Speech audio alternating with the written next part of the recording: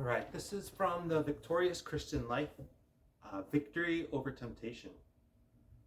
We live in a world that has become accustomed to violence in the form of terroristic threats, but the supreme terrorist is often not acknowledged.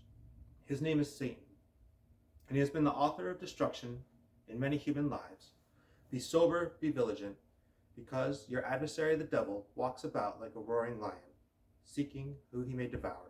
That's 1 Peter 5:8.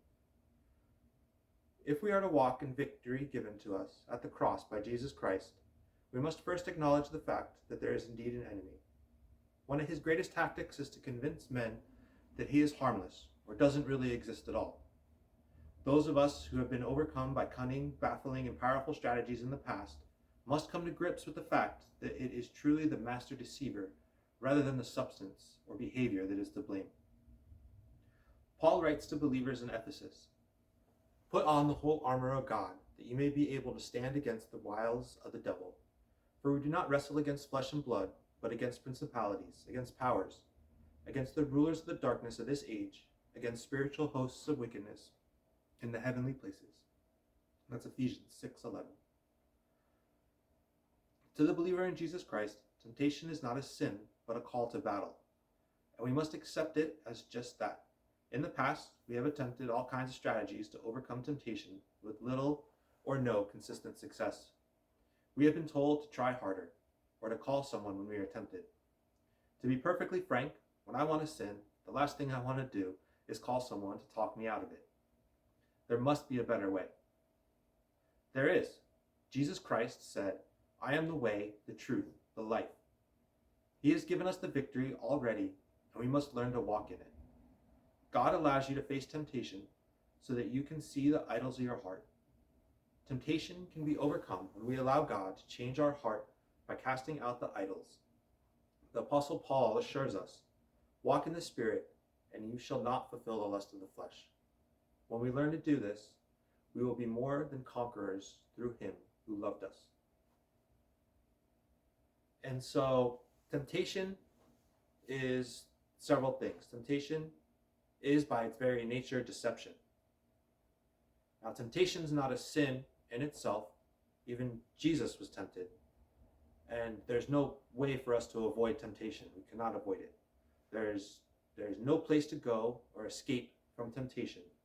For the devil and our flesh are always going to be with us. And we can't escape it, but when it comes, we can resist it and say no to it. And then 2, temptation comes from 3 sources. First, from the devil, from our flesh, or from other human beings. And the goal of temptation is to separate us from God. And then God doesn't directly tempt anyone. It's incorrect to say, like, I've been tempted by God, or God's tempting me. That's not biblical. And God limits our temptation. 1 Corinthians 10:13, Apostle Paul teaches us how God will limit the amount that we're tempted. Now, the devil is methodical in his temptation strategy. He often attacks us when we're weakest, when we're tired, or when we are weak. That is when Satan is going to attack us the most. And he often tempts us at the heels of a great spiritual victory. If God has poured out an awesome blessing, I can sure bet that Satan is going to, in equal measure, attack me afterwards to try to get me to stumble and try to get me not to take advantage and benefit from that blessing or share it with others.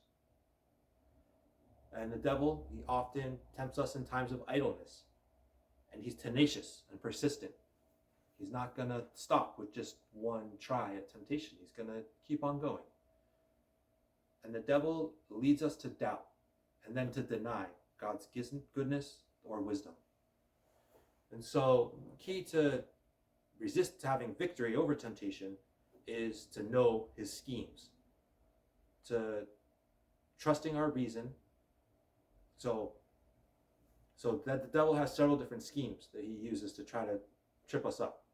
He will try to convince us to trust our own reason more than God and his word.